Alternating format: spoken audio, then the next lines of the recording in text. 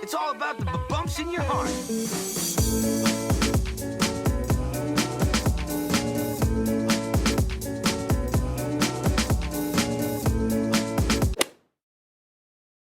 Bonjour à tous, j'espère que vous allez bien. Je suis trop contente de vous retrouver pour un nouveau défi couture. Pour celles et ceux qui ne me connaissent pas, je suis Solène de la chaîne L'élégance à la française. Je vous partage mon évolution vers l'élégance et le savoir-vivre. Et comme je couds beaucoup, je vous montre comment je me fais une garde-robe chic. Si ces sujets vous intéressent, abonnez-vous pour ne rien rater. Et sachez qu'en faisant ça, vous m'aidez à me donner de la visibilité sur YouTube. Et donc de la motivation à faire plus de contenu. Et pour me suivre au quotidien, vous pouvez vous rendre sur mon compte Instagram où je vous partage mes tenues et plein de conseils en story. Et surtout des créations en avant-première. Bon, si vous êtes là, vous avez déjà vu la vignette, vous savez quelle robe je vais réaliser. Vous devez vous dire, mais quelle idée elle a eu encore celle-là. Bon, alors, je vous explique. Je ne sais pas si vous le savez, mais depuis que j'ai 6-7 ans, j'ai un amour inexplicable pour la haute couture. Quand j'étais petite, je découpais des images dans les magazines et après, dans un classeur, j'avais des pages en fonction des créateurs où je collais les silhouettes. Alors j'étais la petite fille de 6 ans qui collectionnait des silhouettes d'Alexander McQueen pendant que mes copines collectionnaient des cartes de Wings. Donc j'ai fini par me faire à l'idée que voilà, la mode c'est comme ça m'est tombé dessus. Et évidemment, même si je ne suis plus de très près la mode, elle vient à moi. C'est comme ça, elle me colle à la peau. Bref, je pense que toutes celles et ceux qui s'intéressent un minimum à la mode ont vu cette robe l'année dernière. Et oui, c'est la robe Rotate. Alors Rotate, c'est une marque de mode, mais vraiment de mode accessible. C'est un petit peu comme Jacquemus, c'est-à-dire que ce sont des marques qui ont une place importante dans la mode, mais qui sont accessibles. Là, c'est une robe à quasiment 400 €. Vous allez dire c'est cher. Oui, c'est cher, mais ce sont quasiment les mêmes prix que chez Maje, Sandro, etc. Sauf que là, c'est vraiment de la mode. C'est pas considéré comme du prêt-à-porter lambda. Si vous allez dans une autre maison de couture, votre robe, vous pourrez la payer 2000, 3000. Donc c'est quand même une belle révolution. Bref, cette robe me fascinait et comme par hasard, je suis tombée sur le patron. Je me suis dit, hop, allez, c'est pour moi. Donc je vais réaliser la robe Rotate. Toutefois, je vais la franciser. Qu'est-ce qu'elle veut dire? Je vais garder sa forme, mais je ne vais pas lui attribuer une couleur flashy comme la marque a l'habitude de faire. J'ai envie de quelque chose de plus doux, de plus naïf, de plus candide. Ça veut dire la même chose. Premièrement, on commence avec le patron. Mes chers amis, j'ai une chance folle parce que le patron m'est tombé dessus. Je veux dire, je ne l'ai pas cherché. Alors, quand ça arrive, c'est incroyable. Sinon, je ne l'aurais peut-être pas faite. Voici le patron. C'est une marque de patron russe qui fait ça, donc c'est un site russe. Alors, je vous rassure, si vous ne parlez pas russe, il y a une version anglaise. Si vous ne parlez pas anglais, c'est mort.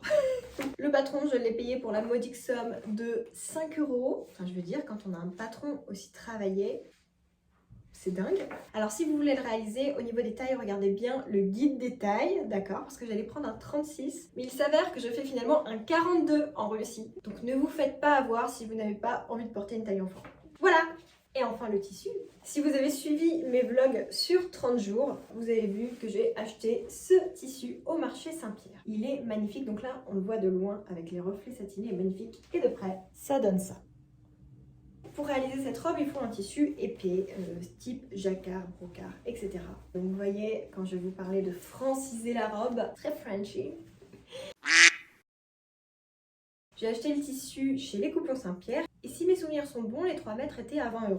Donc on peut dire que c'est une belle affaire, 20 € de tissu, 5 € de patron, avec la mercerie, etc. J'en suis à 30 € la robe, ça va. Évidemment, c'est sans compter le temps que je vais y passer, sinon on exploserait quasiment les 400 € de Rotate, donc il faudrait mieux l'acheter neuf. Bref, pour réaliser cette robe, je vais avoir besoin de 1,70 m de tissu, un zip invisible de minimum 50 cm, une vingtaine de boutons à recouvrir, du thermocollant et du fil.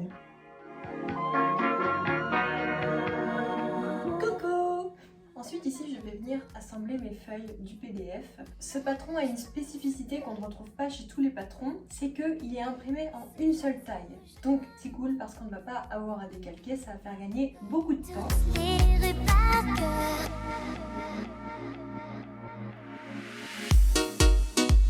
Hey, donc ça y est, est, les pièces sont terminées d'être assemblées. Honnêtement, pour tous ceux et celles qui se sont pris de passion pour faire des puzzles pendant le confinement, je vous embauche pour mes PDF.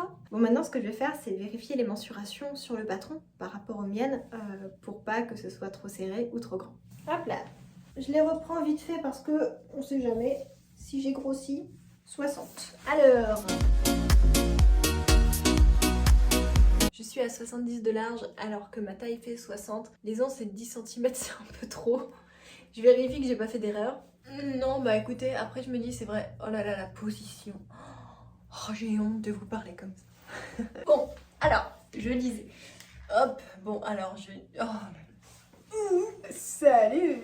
Je sais pas ce que ça va donner cet écran à l'endroit, mais je vais pas trouver mieux. Ce que je disais, c'est que d'accord, il y a 10 cm d'aisance, mais c'est vrai que le tissu est épais, patati patata. Et puis c'est vrai que ma taille, je fais 61 là parce que j'ai rien mangé encore.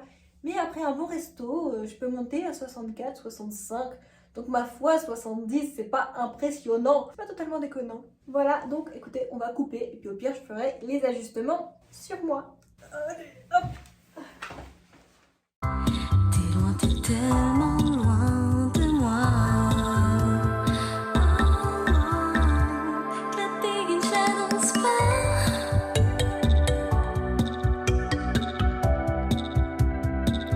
J'ai le cœur grenadine. Je vous rassure, c'est un peu dépassable à la machine.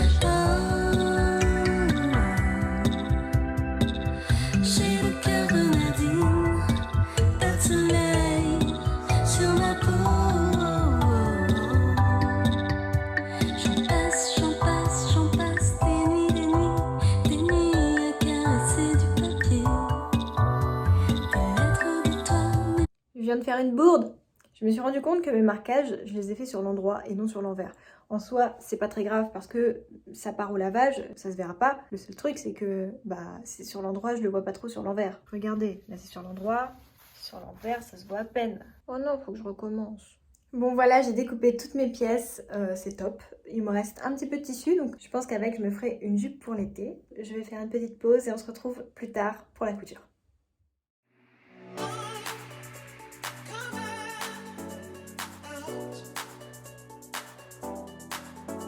Coucou, me revoilà. Toutes les pièces sont découpées. Désormais, nous allons passer à la préparation des pièces. Ici, ils me disent que je dois thermocoller la pièce 6. J'ai juste le col à thermocoller en fait.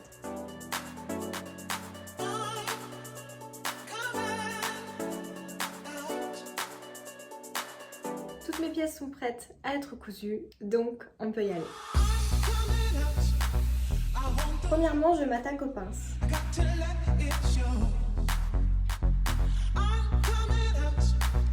J'ai vraiment pas de chance, je viens de repasser mon tissu, j'ai une grosse marque de calcaire.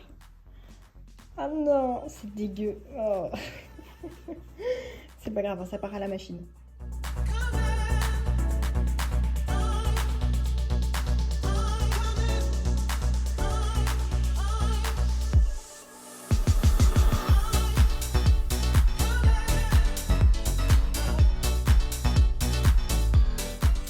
The side seams between the front and back, press them. Stitch. Qu'est-ce que ça veut dire, stitch? Je connais Lilo et Stitch.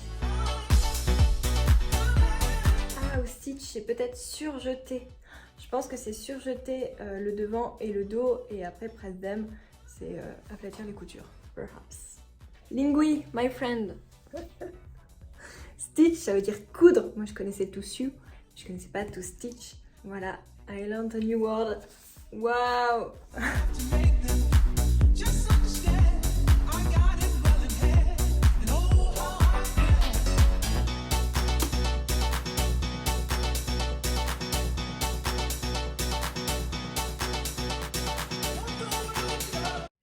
Ok, alors là c'est le moment qui me fait le plus flipper. Il y a une option sur la robe qui est de mettre des boutonnières au niveau des manches, mais c'est des boutonnières compliquées. Voilà, c'est des petits trucs comme ça, comme sur les chemises. Et donc ces boutonnières, j'avais déjà essayé une fois et c'était un échec total. Donc on réessaye, hein. On reste pas sur un échec.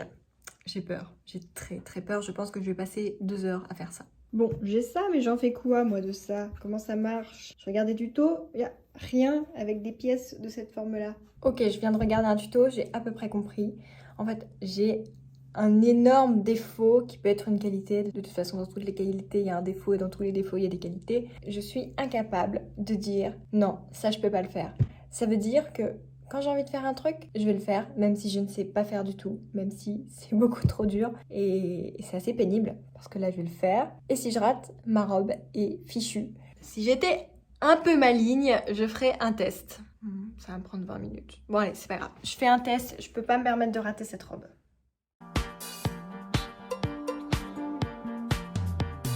Si on t'organise une vie bien dirigée, où tu t'oublieras vite.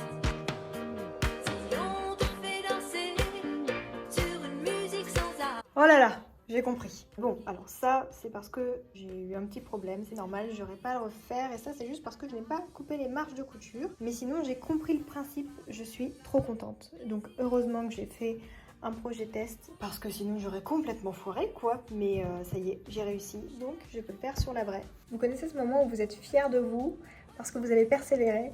Voilà. Bon, voilà. Je l'ai fait sur la robe, mais maintenant j'ai un petit problème, c'est que je déteste les surpiqûres. Et je sais pas si je vais avoir le temps de le faire à la main. Je suis faible, je vais faire mes coutures invisibles devant The Marvelous Mrs. Maisel, du coup. J'avais raison, j'ai vraiment mis 2 heures à les faire, mais au final, c'est trop beau. Évidemment, il faut s'imaginer sans le feutre. Maintenant, je vais venir mettre les boutons.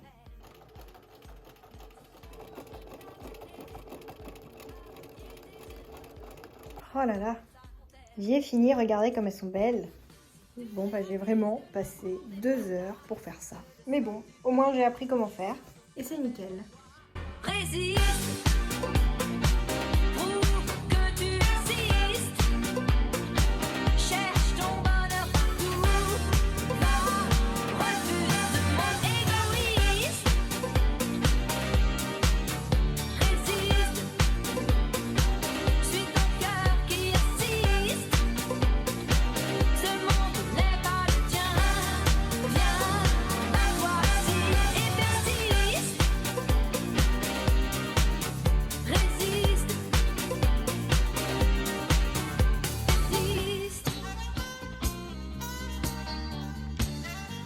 Donc j'ai passé la robe sur moi pour vérifier que ça va avant de faire les ourlets. Donc vous voyez les manches, ça va être nickel avec l'ourlet. Le bas c'est pareil, ça va m'arriver au-dessus du genou. Et enfin vous voyez la taille, donc il y avait quand même beaucoup de marge. Je baille un peu dedans mais c'est vrai que j'ai une toute petite taille. La question c'est est-ce que je la resserre davantage? Je vais peut-être resserrer un petit peu les pinces quand même pour qu'elles soient plus ajustées. Déjà que les manches prennent beaucoup de volume, voilà, il faut que la taille soit parfaite. Voilà, donc j'ai retiré 4 cm, c'est quand même beaucoup mieux. J'aurais même pu retirer encore plus, hein, vous voyez, j'ai de la marge. Ça va aller comme ça. Et voilà, ça fait 5 heures que du coup j'ai été me promener pour me changer les idées un peu parce que là j'ai la tête comme une citrouille. Il me reste toutes les coutures invisibles, il faut savoir que moi tous mes ourlets c'est couture invisible, le revers du col également. Et ensuite devant, sur tout un côté, ici il faudra venir coudre des boutons. Donc j'en ai bien pour 1h30 et je vais me mettre devant un film. Pas de soleil, pas de soleil, pas de soleil, pas de soleil, pas de soleil, pas de soleil.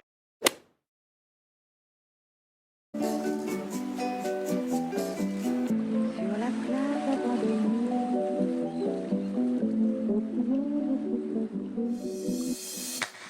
Sur la plage abandonnée. Coquillages et crustacés.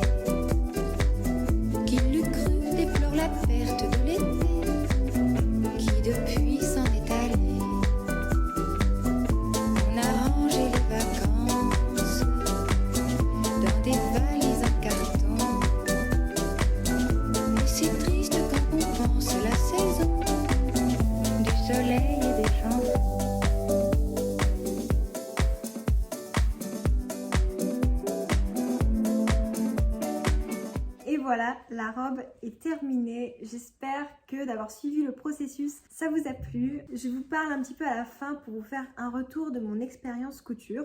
Déjà concernant le temps, je dirais que entre le découpage du patron, le découpage des pièces, marquage des pièces, ça m'a bien pris 2 heures et la couture de la robe, ça m'a pris 8 heures. Donc j'ai au total 10 heures de travail sur cette robe. Je tiens à vous le dire parce qu'on sous-estime la valeur des vêtements. Je veux dire, il y a vraiment du travail derrière. Qu'une robe vale 400 €, c'est normal. Qu'une robe vale 20 €, ce n'est pas normal, ce n'est même pas le prix du tissu. Mais bon, je m'adresse évidemment aux personnes qui ne cousent pas parce que tous les couturiers et couturières connaissent forcément la valeur d'un vêtement. Sinon, je suis vraiment très contente de cette robe, elle est canon. Là, je viens juste de sortir pour aller prendre des photos et des vidéos. Et dans la rue, tout le monde regardait la robe. Vraiment, elle a un effet waouh. Donc ouais, non, je rigole. Bon, c'est vrai que c'est une robe qui est très travaillée, ça fait haute couture, c'en est une. Mais moi, ça ne me dérange pas du tout de m'habiller comme ça tous les jours. Donc voilà, je ne vais pas attendre qu'on soit déconfiné et qu'on puisse faire des soirées pour la porter. En tout cas, je suis super fière d'avoir réalisé cette robe. Je suis très fière d'avoir combattu ma peur et d'avoir fait ces boutonnières. Voilà. Et ensuite, toutes les coutures invisibles de la robe, parce qu'il y a beaucoup de coutures invisibles. J'ai tout fait à la main, c'est pour ça que j'ai mis autant de temps à la coudre. Et j'ai une tendinite. Mais bon, c'est pas grave, ça valait le coup. En tout cas, n'hésitez pas à me faire des retours sur cette vidéo si vous avez aimé, s'il y a des choses que vous aurez voulu voir davantage ou s'il y a des choses que vous avez jugées pas importantes, si à certains moments vous êtes un petit peu ennuyé. Je cherche qu'une chose, c'est à m'améliorer. Donc n'hésitez pas à me faire des retours. Et si ce concept de vidéo où je réalise des vêtements un peu connus vous plaît, eh bien dites-le moi aussi. Merci d'avoir regardé cette vidéo jusqu'à la fin et je vous dis à bientôt. Bisous.